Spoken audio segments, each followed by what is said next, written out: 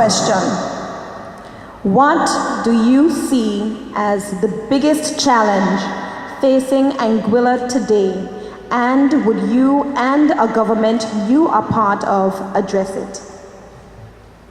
I will repeat the question, sure. What do you see as the biggest challenge facing Anguilla today, and would you and a government you are part of address it? You asked, would we address it? Yes. The biggest challenge I see today is the economy.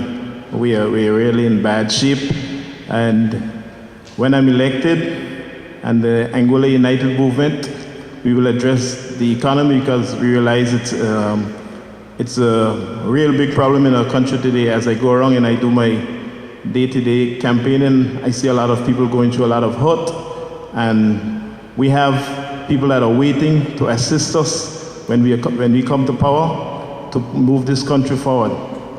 We know it's going to be a real tough uphill battle, but I've committed myself to this. I know with the help of God Almighty, we will take this country forward.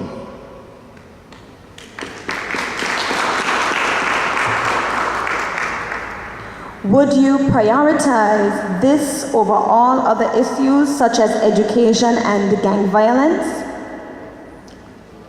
I would not say that I would prioritize that over the other, because we have a lot of issues. The gang violence is something that we'll have to really look seriously at. And we know education is important, but you know, there are children who can't go to school because they don't have the funds or the money to go to school. So we have to address the economy, and in order for people to send our children to school. I mean, there are children who are going to school that are hungry. It's sad, but it's true. And if we can't get the economy going, then the children won't have anything to go to school. So I would put that as a main focus, but we will not overlook education, not the gang violence, because that can hamper the economy as well.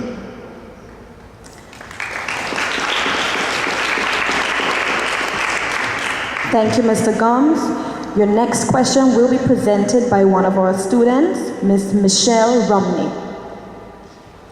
Mr. Gomes, if elected to office along with your other AUM colleagues, which ministry would you prefer to reside over?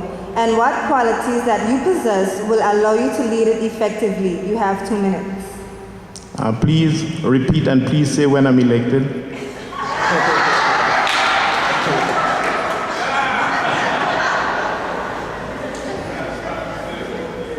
When elected to office along with your other AUM colleagues, which ministry would you prefer to reside over? And what qualities that you possess will allow you to lead it effectively?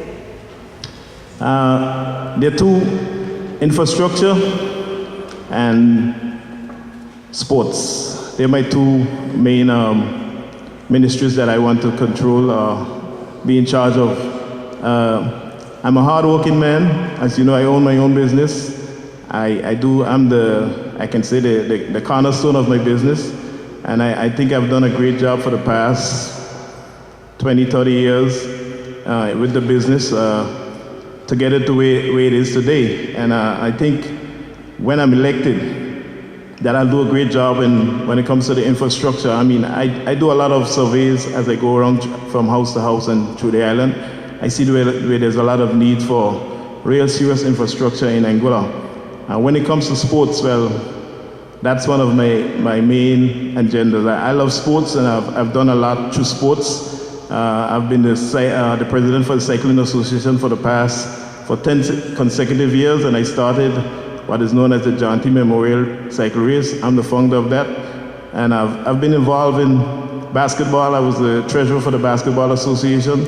I refereed games, and I played a great part as it relates to sports on a whole. Basketball, football, you name it, I've been there.